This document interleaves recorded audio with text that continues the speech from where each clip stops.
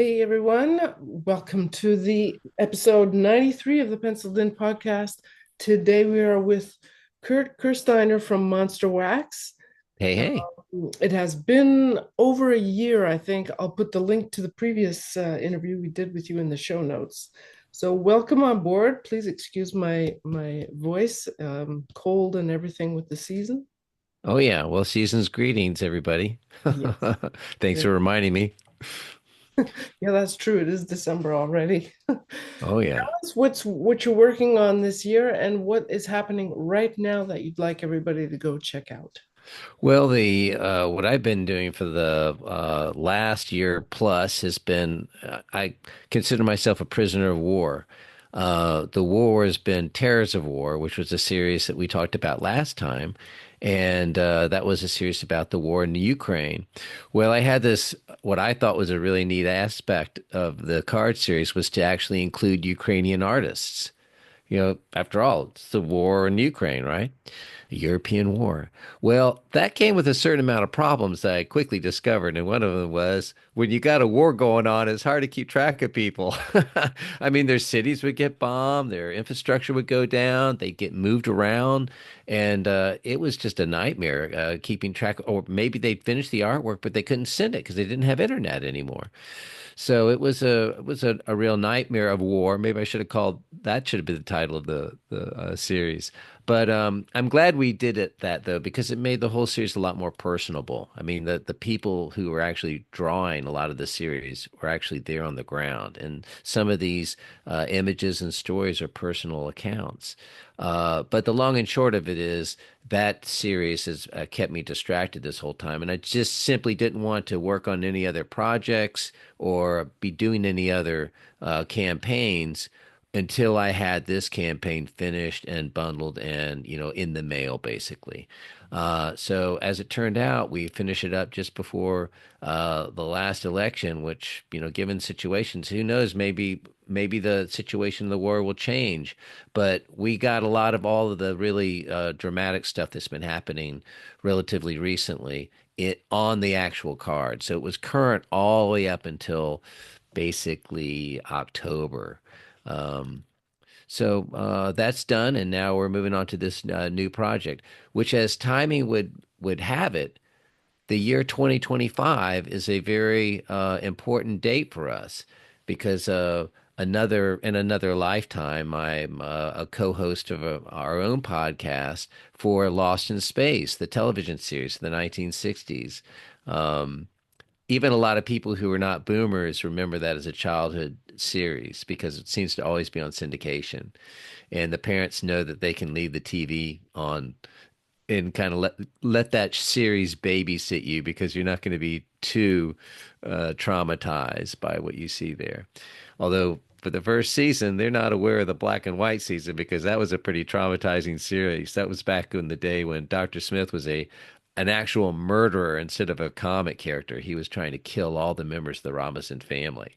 So most people aren't aware of that because they don't run the black and white episodes too much anymore. That first season was black and white. Oh yeah, But okay. I'm actually not aware of it. I have seen Lost in Space, but as in reruns and whatever happened to be on TV, so I have not seen the black and white set. Now I have to go check that out. yeah, so when you see the color, though, that was the 1966 when Batman came on the air. Batman came on the air during the black and white series, and they started to sort of tweak the series into this kind of, well, we'll make it more campy and comic like Batman because that seems to be what everybody's interested right now. And so Dr. Smith became more like Jack Sparrow of Pirates of the Caribbean. He was still a bad guy, but a bad guy with a good heart. And he never tried to kill the members of the family, let alone Will Robinson.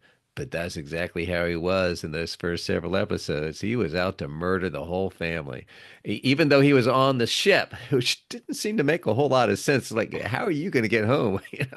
But he figures that calculus out. I can't kill them because I need this person to be alive in order to get home. And then he slowly, over the course of time, he becomes this comic character that we knew. So when I realized that the 20th,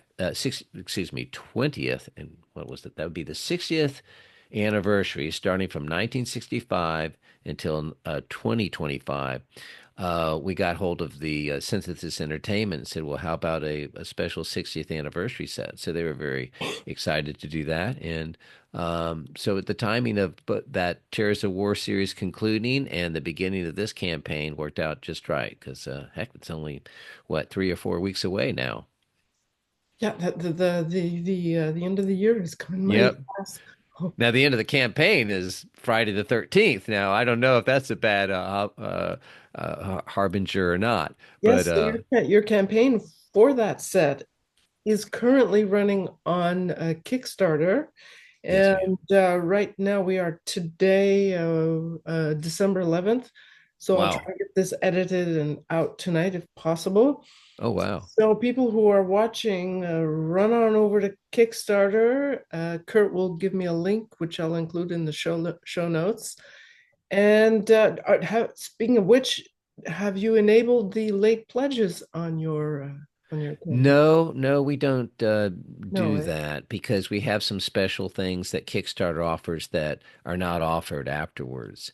And but it's very easy to find that. I mean, even without a link, you just search Lost in Space and it comes right on up. okay. And I'm But sure even if the campaign is over, people could probably reach out to you. yes, oh, we'll have it on our website, but it won't be, we always have kind of special deals with Kickstarter that, better prices, more things. For one thing, there's a special card that's a special backer card, which is almost like an extra Lost in Space card that you can't get anywhere other than the campaign.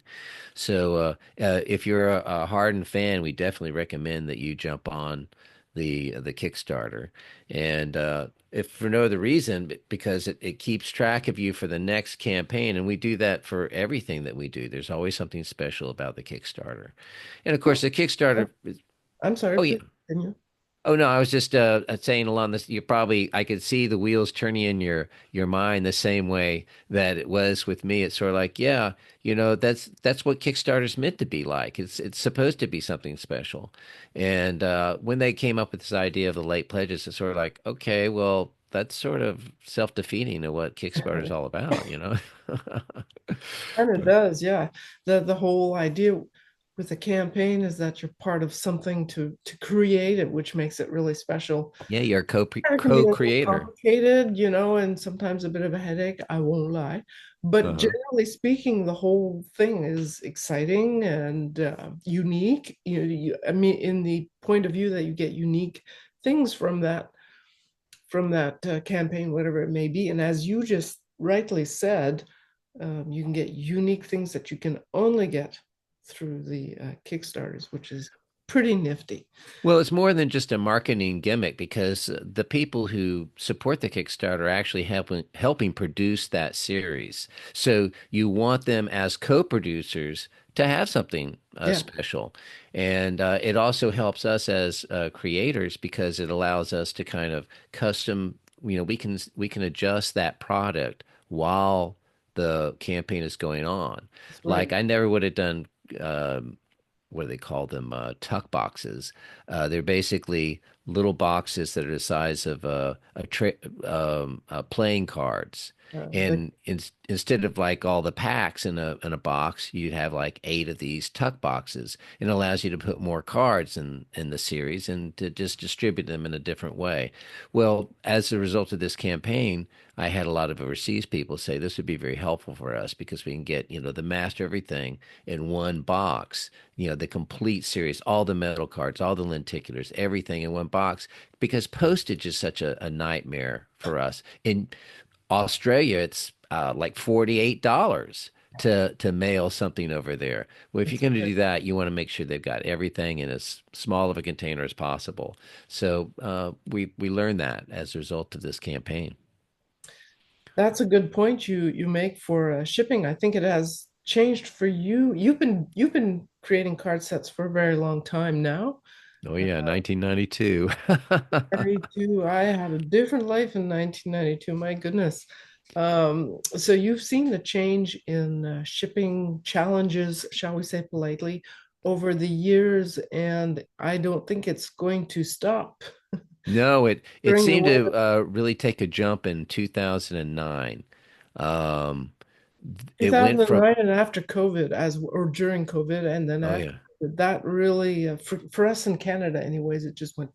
It's Oh crazy. yeah, especially Canada. I mean, I remember over and over and over again, it was constantly to send something to Canada. A priority mail was $5 in the U.S., and if you wanted to go up to Canada, it was $7, two more bucks. And then to go to UK, this is for a box of cards, mind you, not a little packet, but a box of cards. To send it to UK was $19.75, or right at 20 bucks. And now it's like 40 bucks. And to send something to Canada is like $31 for a small box, And then you have basically. customs fees. Don't get Yeah. me started on Oh the no, customs that's fees. yeah, That's that's just a nightmare. nightmarish. Well, they're trying to, it seems like the more we become global, the more they're trying to isolate us.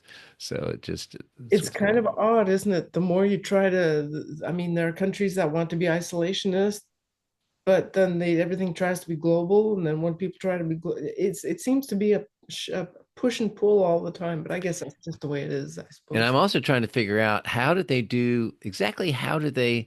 who pays these fees for postage? I think what's going on is that they have a reciprocal arrangement with the different countries, and it's basically okay if you're sending something out of the U.S. gets all the money, okay, and then where if it goes to Canada, Canada gets nothing, but anytime somebody wants to send something back to the U.S., then Canada gets all the money, and the U.S. doesn't get any of that. So countries like China can offer really, really cheap state subsidized postage. It costs nothing for them to send it to China. But for us to send something to China, that's going to cost us an arm and a leg. So they come up with all these little kind of scams where it's sort of like, hey, you can buy this for like $5 on Temu or on Facebook. And you say, oh, that's a great deal. And you order it and you get the wrong thing. And they say, oh, no problem. Just send it back. We promised you a money back guarantee. But by the way, it's going to cost you $45 to send it back. It's like, oh, yeah. And you discovered Yeah, there's the scam. They yeah. knew all along they weren't going to send me the right thing. And they just dared me to send it back. I don't know what the conspiracy is behind it, but But we know there's a conspiracy. there's one there somewhere. So, are you going to be doing several series of Lost in Space? No, that's what's so interesting about this particular series. The artist is Ron Gross, who did our first series of Lost in Space a couple of years ago, and he does a photorealistic style. I mean, they look like photographs, but they're just a little bit too good to be photographs. It's almost like the colors are extra vibrant, and the lighting is better than it actually was. I mean, there's just like they're like perfect pictures. It's like Norman Rockwell pictures is what they look like. And while I think of this, I'm going to just go ahead and shut out my mail so that you don't hear that thing going on. So they're like Norman Rockwell pictures. They've got that beautiful color, and there's just something about them that is a little too good to be true. And he does his entire series like that. So, but in this case, he loves the first series because, as I mentioned, it was a much more serious Lost in Space. It was more akin to Outer Limits than it was something like Batman or Gilligan's Island, which, were that sort of campy background noise going on. In the case of the first series of Lost in Space, most of those were extremely serious. So he loves that first series, but it was black and white. Well, he adds all the color and he does all the rest of his magic, and it just makes for a really, really cool series to look at. But then he also has gone back and he's included elements that were actually not aired but were planned for the series. Some of the aliens, some of the monsters, some of the plot stories. There was an entire series. The sixth episode was going to be called Voyage of the Damned, and it involved this subplot of these rather bulbous-headed aliens that were on the planet, which we later learned they call Preplanus. But they only mention it in one episode, the name of the planet that they're staying on when they're trying to go to Alpha Centauri. But of course, they get thrown off course, so they're not anywhere near Alpha Centauri. But this fleshy-headed mutant, this bulbous-headed alien, is on that planet, and they're always sort of interfering with things that are going on, and they're trying to sort of help the Robinsons, but they're trying not to make their presence known, and that got left out of the series. Well, Ron puts it back in. He goes back to the original storyboards and he takes that concept and he fleshes it out a little bit. Some of it was already fleshed out, some of it wasn't. So this is almost it's not canon, but it's based on canon. It's a very strange concept, but it just makes that first season all the more remarkable. So you're putting all this stuff into one series, and Yes, one that's going to series. be one and done. And Yeah, I think this is going to be it for the Lost in Space for Ron because he is so married to that first series, the first season. I don't think he's particularly interested in the color versions. He was micro focused on that series. And if you saw the first series, the black and white, you can understand why that would be. You'll walk away from it. Almost makes you not like the second and third season because that first season is, yeah, it's like married to the perfect person, and then that person dies. Well, now you don't even want to date anymore. That's a little bit how it is. But for me, it's sort of like, well, I was raised on the second and third season, so I you end up liking that season as well. You may like the first season better, but you're not going to turn your back on that second and third season because you just have too many pleasant experiences associated with it. So you recognize that it may feel like a different series, but it still is kind of family. It's like your step brothers and step sisters. They may not be 100% real family, but they're 50%, and that's good enough. so this campaign is for the one series, so people had better get on board with that one because that's it. Yes, it's a they're not going to want to miss this series because in honor of the fact that it was a 60th anniversary, we limited this series to 1965, which Ah, is of course the year that it yeah. started. And that's everything. The factory sets, the boxes, everything, the packs, all these cards have to come from 1965 numbered sets. So when it's gone, it'll be gone. And there's certainly a lot more than 2,000 Lost in Space fans out there. So when they discover this, if they know about that first series, the black and white season, they're going to want this series. That's That's one of the fun things about it. that's a But, pretty cool concept to go into a fairly popular TV show and focus on that. From what I understand, you're focused mhm. on that first season pretty much. Well, this is all, and that's another neat thing about Kickstarter is the notion that you're doing something for fans that's actually produced by fans. I mean, the concept and the limitation of the product, this is all things that nobody that's good at business would do, which I guess is why we're doing it because I'm not good at business. I mean, you'd say that's a licensed product. I'm not going to limit this to under 2,000 sets. That's nutty. But, it's like as a collector, that's what I would love, and we've been doing the Kickstarters now for over a dozen Kickstarters. So if you can't do something special for your backers, then why do it at all? I mean, from a Kickstarter standpoint, from a business standpoint, because there's more money doing it the other way. But from a Kickstarter standpoint, it's like, hey, this is almost like a give back, something it's bound to be worthwhile as time passes on. Question, you kind of bring that up, that you're doing this for the fans and because you are a fan. Um, what do you think of the state of fandom in trading cards as such? Well, the real unspoken question within that question is are trading cards becoming too old because the people who collected them, are they becoming too old? What's going to happen when the boomer generation who was raised on trading cards expires? And I don't know the answer to that, but I do know that there's a lot of things that I really, really enjoy that were not around when I was growing up. And one of them is like old time radio shows. They weren't around when I was growing up. I mean, that was all television. I was raised on television. I didn't even discover old time radio until I was in college. But once I heard it, then I became an avid fan, and I completely went back and listened to, at least some samples of all the different shows and picked out my favorite shows. And now I'm still an Inner Sanctum fan. I'm still an Escape fan, Suspense, X minus one, Quiet Please. These are all series that I'm more familiar with than most of the people who grew up on those shows are familiar with them.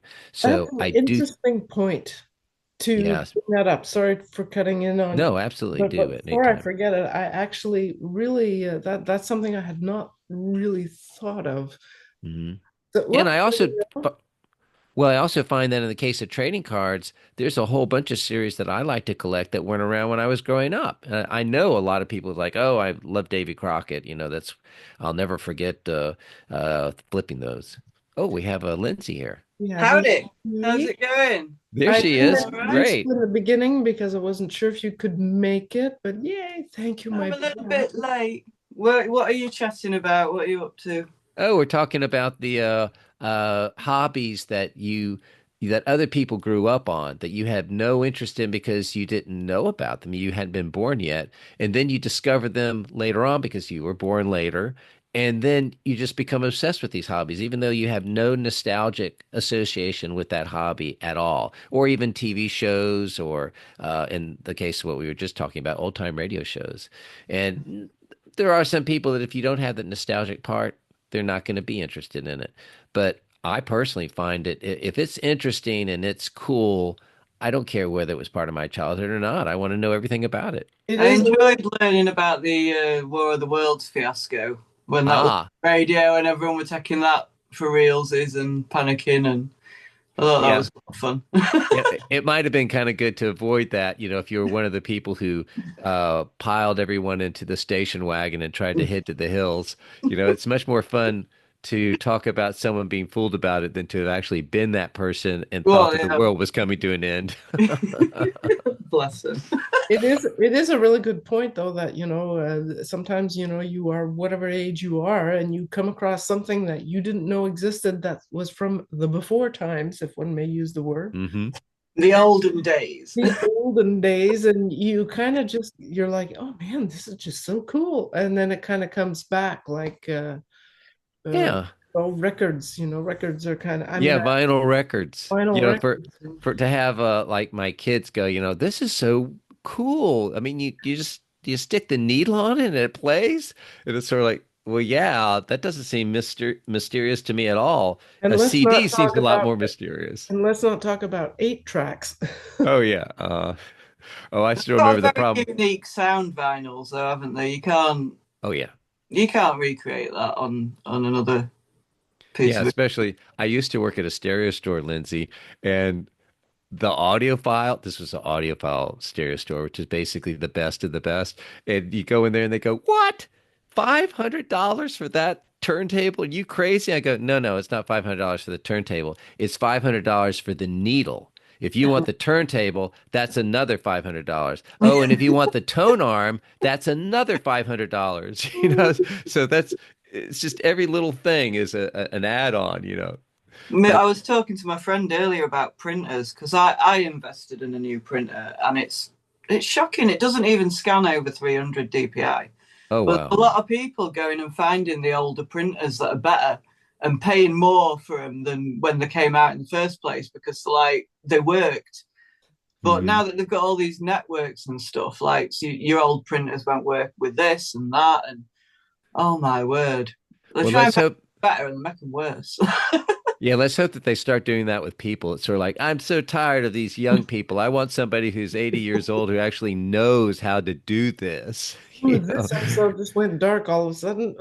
Whoa, getting rid of all the annoying people. That would be great. Wow. You just said what's in our minds, but we don't dare say. Oh, yeah. Well, I've always liked older people and older things. I think that has something to do with the fact that I was child number 7 out of 8. So, Wow.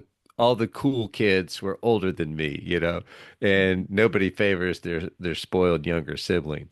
So we were always looking upward and thinking, oh, I want to hang out with the older kids. Now, in my case, the older kids were literally 25 years older than me because my mother started having kids when she was 18 and she had them all the way up until she was 42, when she had me. And then she had a daughter when she was 45. So it's just this huge span of ages for all these kids. But we all get along and, the family reunions are always a lot of fun.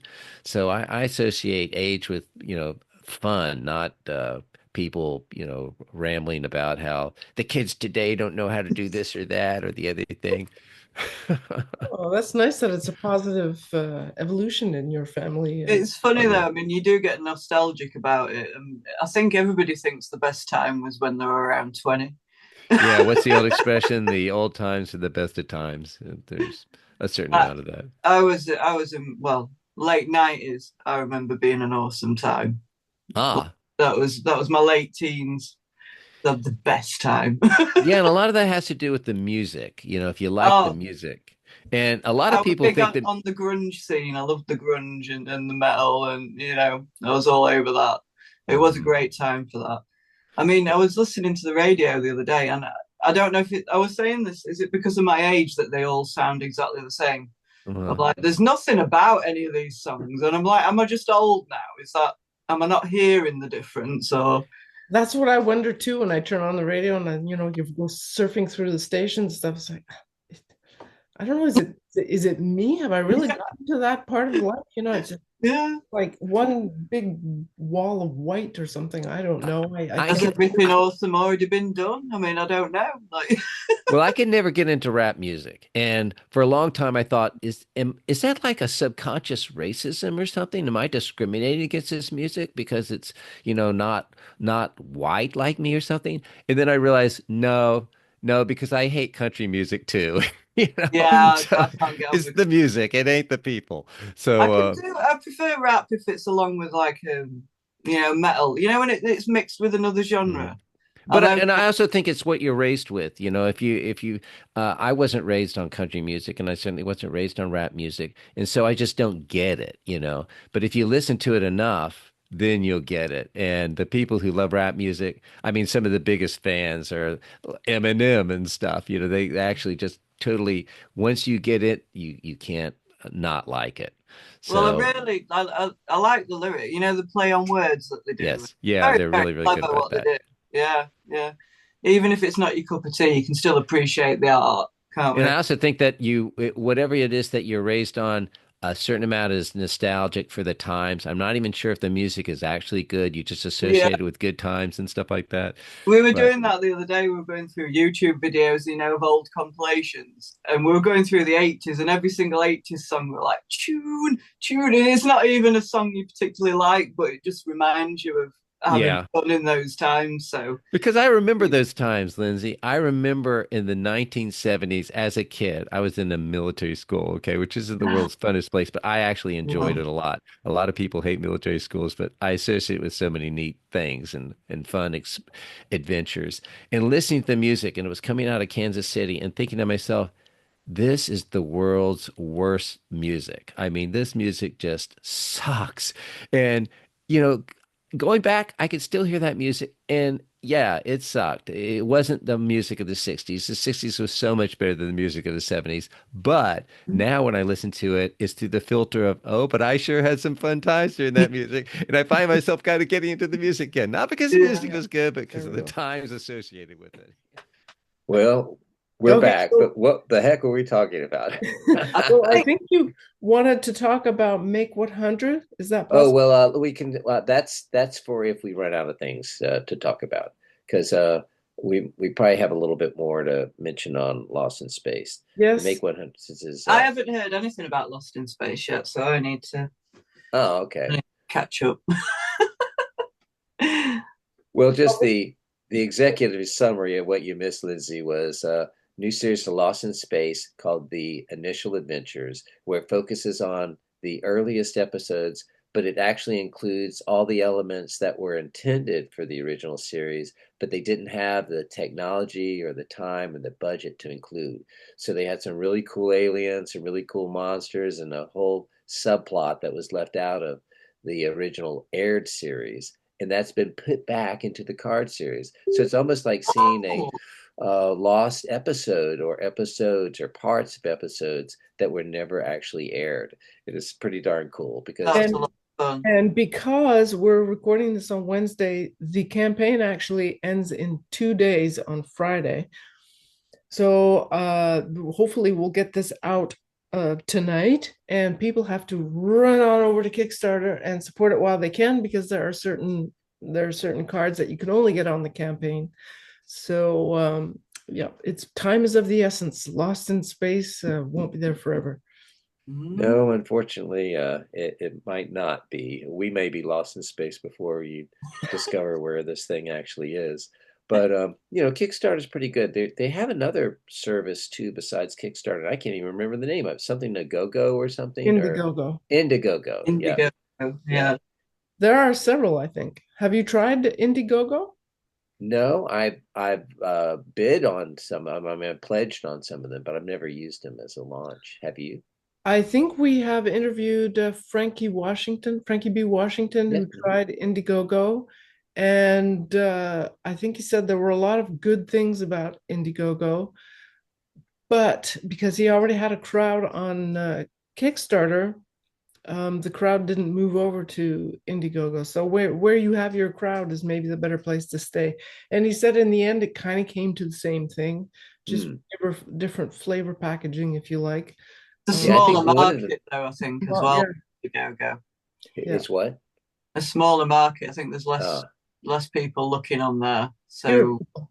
I think one of the differences is that there's no limit on there's no base limit that you have to pass in order to activate it. So like your very first pledge is money in the bank, so to speak. But I kind of like the challenge of having to reach that funding level. well, it's good to know you can afford the funding as well. Yeah, yeah, that's exactly true. Wow. Well, the long and short of it, though, is that we had a little bit of a hiatus on our podcast, the Alpha Control podcast, which is dedicated to Lost in Space, the original series. And this 60th anniversary gives us the excuse to go ahead and start that back up. COVID created this big backlog of flying for Lane, who's the main voice of Alpha Control. He's an airline pilot. So he's been burning the candle at both ends, trying to catch up on the hours that he has to fly. And I had my own issues with that Terrors of War project. So now things are starting to kind of, the skies are clearing, the clouds are parting, and we're having a chance to do that again, which is a lot of fun for us because we went to the same college together, and it's always fun to get online and talk the same way that we're talking here. Where can people find that podcast? Well, it's on all the streaming services. So you just go, you either search for Lost in Space, which you may get another podcast about the new series. But because they did a Netflix series relatively recently. But for the most part, Alpha Control is the only one that does the vintage series. So if you do a search for Alpha Control or Lost in Space, it'll come right up. There's no mistaking it. Are your cards going to be available post Kickstarter? Yes, they will. You won't have. There'll be some. There'll be benefits to doing the Kickstarter, but the biggest problem is that it's limited to just two. Well, it's actually 1,965 sets. So once the word gets out to the actual Lost in Space community, there may be difficulty. We may run out, but it is what it is. So I was going to say because I've been using Whatnot recently. Have you heard of Whatnot? I have heard about that, a live streaming service for auctions. Yeah, it's like a live eBay. It's a lot of fun, but there's a lot of card breaks on there. Huh. So if you wanted, if you had some sets left over you wanted to sell, there's people on there who'll maybe buy that off you, or you can send them one to open on stream to show people. Or it's pretty good. People seem like quite enthusiastic about it, and it's a fairly new thing. Yeah, the only part with that concept that I can figure out is locating what you're looking for, because it all seems to be based on live, simultaneous broadcasting. And if you're like looking for, let's say you're looking for Lost in Space cards, you're going to get on there unless the guy happens to be doing a Lost in Space break at that point. No, they have their own shops as well. Yeah, you can have a shop in your shop, and you can put them on live. Okay, so if your shop is sort of like eBay, or how does that work? Yeah. I mean, it's kind of like a cross between eBay and Etsy, if you like. You can have a store. You can do live streams. I have never tried the auction part, but apparently you can have auctions as well. So that's kind of what it looks like. Your listings. That's on your own profile. I got you. If you haven't got a profile, as I say, you can send it to somebody who has, and they'll put them in the shop. Mm-hmm. Like it's pretty good. I like it.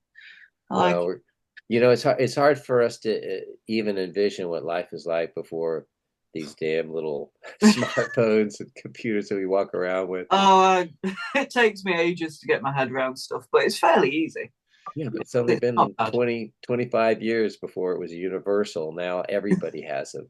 But, I still remember when I couldn't use the store computer because I didn't have a touch tone phone. I still had a rotary phone, and it's like, please press 7 for customer support. Well, there is nothing to press. It's a rotary phone. I was so stubborn with the smartphones. I didn't want one. I had a normal phone for so long, and I had to give in the end, like say, because you can't do anything. Exactly. Sending you stuff through apps, and it's like, fine, I give in. Yeah. Eventually they just wear you down. It's like the snow and the ice, defeating the mountain. It doesn't matter how stubborn you are. In the end, it wins. I'm the only one who has fun with my phone, I guess. Oh well. It's a pleasure and a burden at the same time. Like I've taken to ignoring it recently. I'll put it somewhere and just go about my day because I've noticed that. Oh God! At some point, because you're like that, and I'm like, no, enough of this. They even have a term for that, Lindsey. It's called doom scrolling. Yeah, it's so appropriately named. My favorite activity to put me to sleep, it's doom scrolling. Wow! I totally admit it, and it's just like start doom scrolling.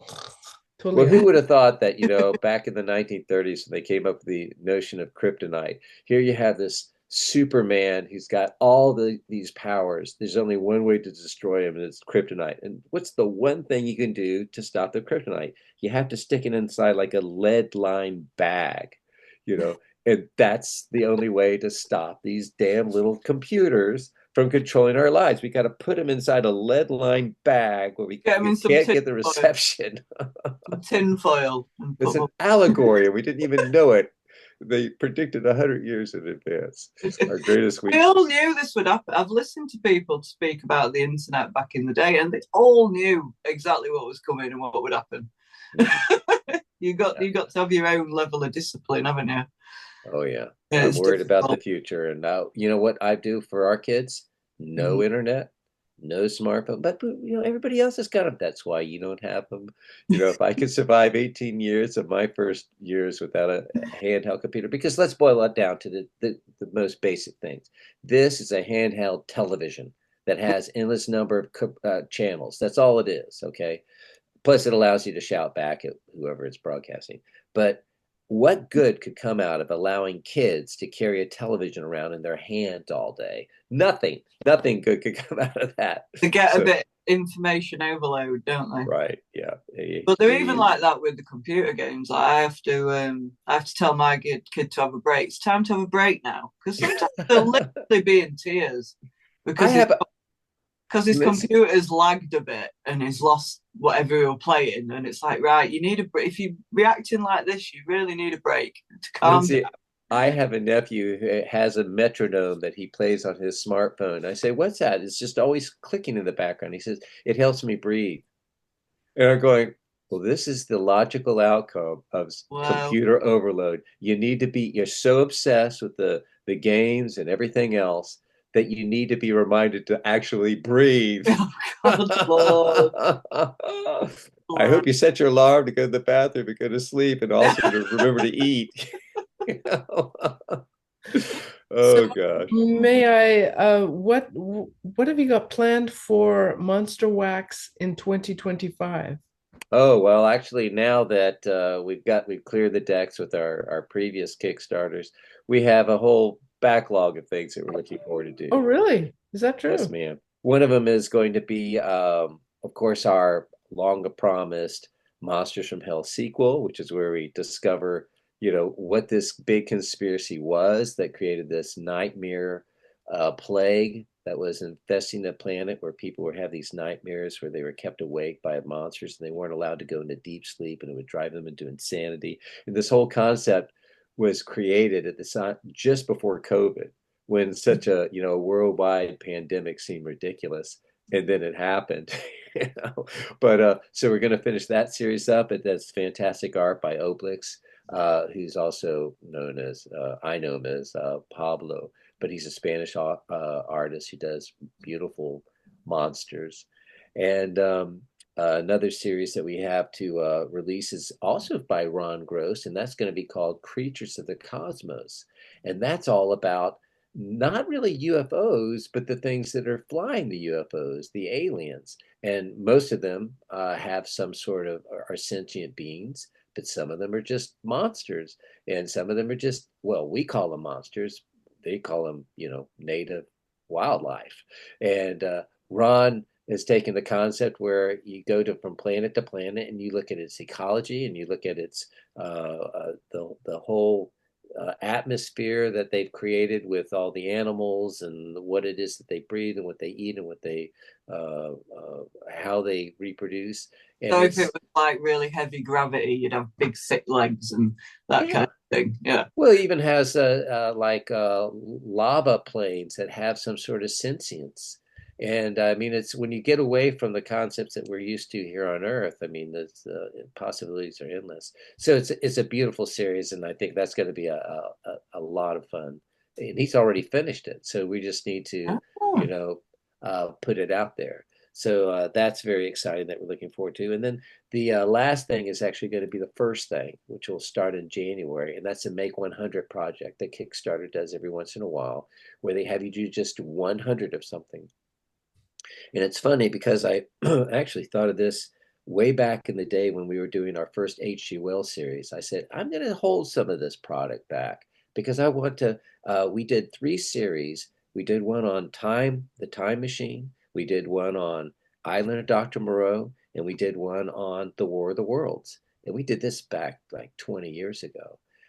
And they were all interconnected, but we released them separately. And then even the numbering sequence goes from one series to the next series to the next series. So they dovetail perfectly. But because they were released separately, you never were able to get all of them together in one box. And I thought, I'm going to save some of these in one day. I'm going to put them all together in one box. And that's how I'm going to finish, for the people who weren't around when we released that. And that's what we're going to do with this Make 100 series. Well, that's It's the very same cool. cards. We're not reproducing anything. We had those limited to 166 boxes, and that's it.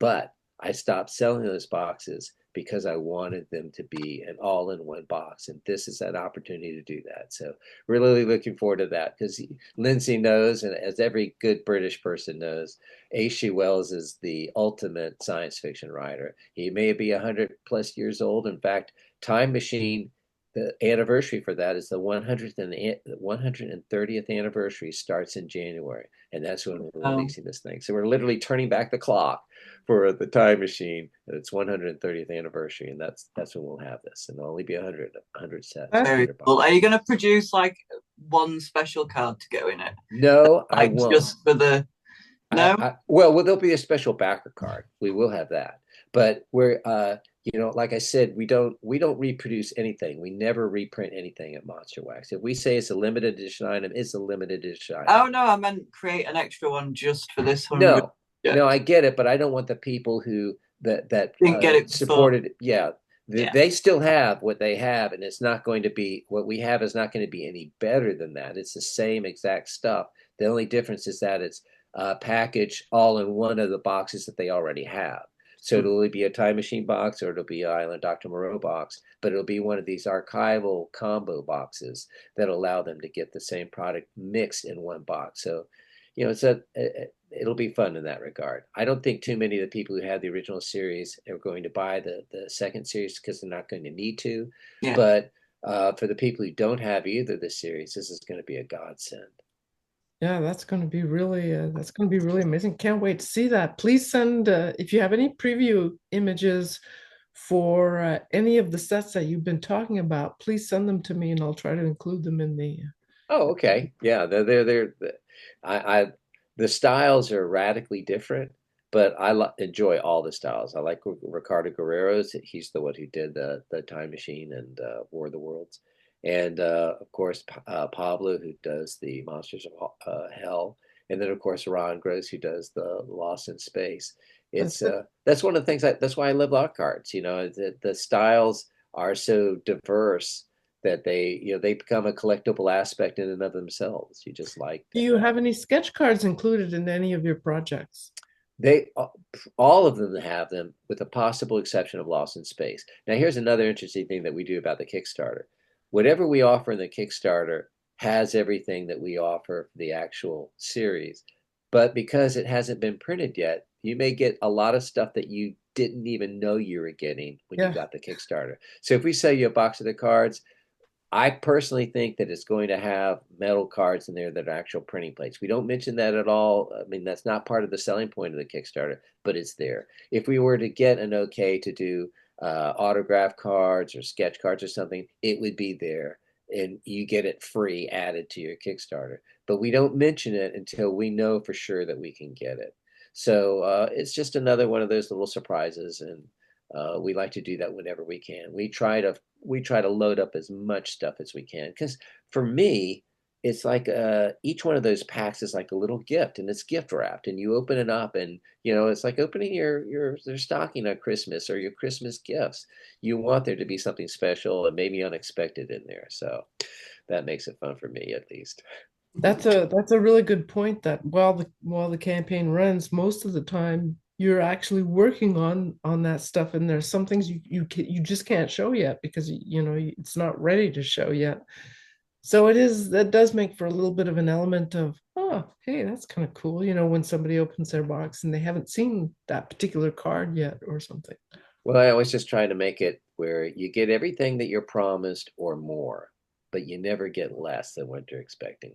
So you do that, and people are always going to have good vibes about what you don't want are grim surprises. It's sort of like, I thought I was getting this, and instead I got this. You want it to be the other way, and like, I thought I was getting this, but instead I got this.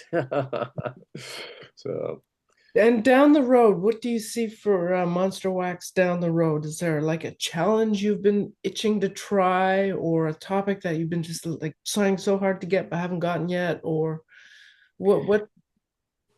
Well, I always love these questions during interviews. They say, what are you going to do in 5 years? And I have to say, honestly, I'm just obsessed with the immediacy. And we very rarely do more than one sequel of anything. In fact, I can't think that we've ever done more than one sequel of anything. So our thing is, it's usually either one and done or maybe one sequel. But if it needs to be done. So we only make the things that I personally would want to collect. And if I can't think of a good project, then we're not going to do it. So there's a distinct possibility that that'll be it. That'll be the end of it. When that time comes, it'll just happen. It's not going to have any announcement before. It's like, I'm not going to be retiring at a certain year or whatever. If I've got a good idea and I want to see that card set, then I'm going to make that card set. And even if I said I was going to retire, expect me to unretire the moment I come up with that idea. So no, I don't know what the future holds, and I like it that way. One of these days I'm going to die, and I don't know when that's going to happen, and I don't want anybody to tell me when that's going to happen. And I certainly don't want to pencil it in on my calendar. Like it to be a surprise. Yeah. So the same way with their saying, whatever it happens is what's going to happen, and I just look forward to that each day, opening up the email and maybe even going online and discovering what's happening, and like, hey, you know what? that would make a really neat card series. Well, that's a good way of doing it. Keeps it fresh for you as well. Oh yeah. Well, it's Hi, part Remy. of the. Sorry, Rem, Yeah, I see your son in the I've background. said to him, we're recording. He says, "Oh, that's fine." Okay, now I've got a question. This is personal, but is it tea? Is it coffee? Or is it hot chocolate? What are you drinking, sweetheart? It's not any of those. Really? A fruit juice? It's not water. Well, what is it? Begins with C. Oh, I know what it is. I know what it is. See? It's the stomach dissolver. It's Oh, Coke. I thought you were going to say it's alcohol. Yeah. That's why he's not telling us. It's got a G&T. I was like, this is the coolest mom ever. Wow. Yeah. No, he's only allowed one a day, so it's first when he gets in. So Well, as we slowly wrap our way up on this particular episode, please let everybody know where they can find you. Do you want people to reach out and contact you and chat with you, or would you just like to send them to a website? No, we hate customers. We never like to talk to them. I just wish they would all die. No, of course, I'd love to hear from them. We love to get feedback, and heck, I still put my phone number on the website, so people can call for anytime, any excuse. And our website is monsterwax.com, spelled just the way that it sounds, wax, W-A-X. So it's we're always there. We've been there since 1992. And the Kickstarter is where the Lost in Space thing is happening, kickstarter.com, and just search Lost in Space. It'll come right up. And then we jump into actually producing, and we hope to have this thing make it out on early January. And of course, the Kickstarter people all go first, so it may be a while before it appears on our website as far as sale. Are you on Facebook at all? We are on Facebook. I have to say, I don't do a lot of, I do get messages on Facebook, but for some reason it doesn't notify me, or maybe it does, but it's getting in my spam or something. But it's only when I log on and go to the messages do I see some of these messages. Yeah. And some of them are pretty old, like months old. I go, oh, gee. And of course, Facebook will always answer them saying, "Oh, thank you for contacting us. We'll get right back with you." It's like, yeah, well, no, that right back with you lasted 6 months ago. Are you on any other social platform, Instagram or? No, ma'am. I'm trying not to expand out into a whole bunch of different things because I'm having a hard enough time keeping up with the Facebook thing. But one day once you start collecting platforms, you can't yes, be exactly. at once. Oh yeah, it's almost like I used to do a regular article for the Rapper magazine every single issue, and of course you have to do an ad for them. Well, the ads got so elaborate, it's sort of like, you know what, I just can't do both anymore. I've got to either advertise the stuff that we're doing, these comedy parody ads, which take 2 days for me to make these things because they're elaborate pieces of art that's been reworked and everything, or I can do the articles. So yeah, sometimes you just have to say it's one or the other. Yeah. And we're not getting any younger, any of us. Don't say that. I am. I'm getting younger. You're supposed to say, Kurt, you look younger than before. Oh, you're too honest. Well, no, I won't. Actually, I'm just speaking for myself, actually. Oh, actually, I was going to say, Ingrid, you actually are looking better than I'm feeling and better than I've ever seen you before. So I don't know what you're doing, but it's working for you.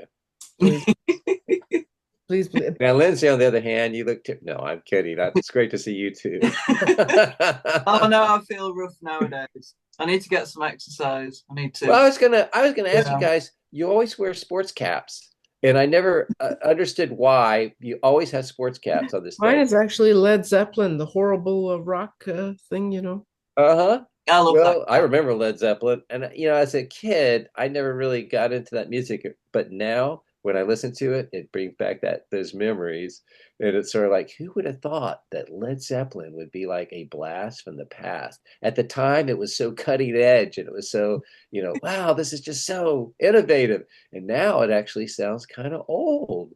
But it still sounds cool, I think. But then again, yes, old but gold, and it's got attitude. Stuff nowadays just doesn't seem to have any attitude.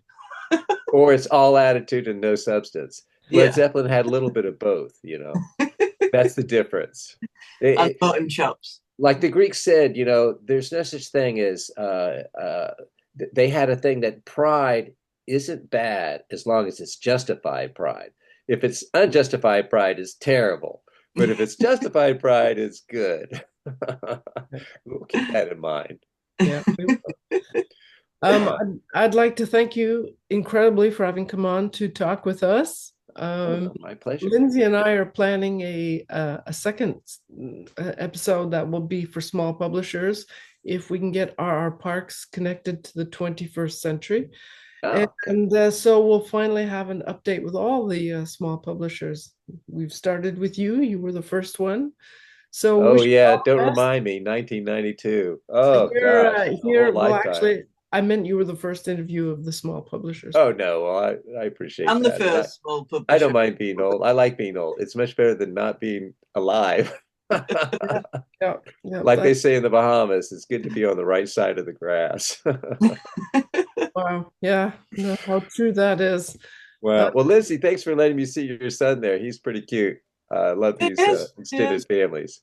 He's got on his piano now. He's got a keyboard. He's had it about 5 weeks. He's so good at it already. And how old is your son? 10. Oh, okay. I have a daughter, 8, who's learning piano, and I'm surprised at how quickly she's picking up. Yeah. I'll show you one of his pictures. You might like him for one of your projects in the future. Definitely. Wow. Yeah, It's almost like they can pick up the language and maybe even music a lot faster than if I try to learn piano now. I know I would never be at the point where she is. That's actually pretty good. It is. It's pretty good. Bless him. Yeah, it's creative.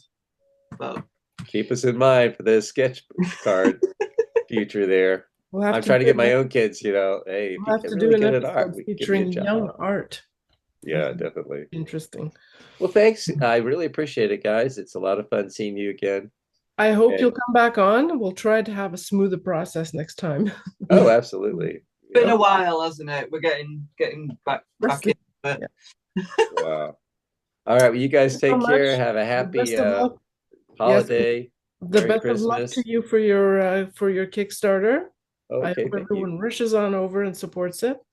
Okay. And as I cut you off, yes, best New Year and holiday season, Christmas. Yes, it was lovely. Kwanzaa, Hanukkah. Have a Merry Christmas.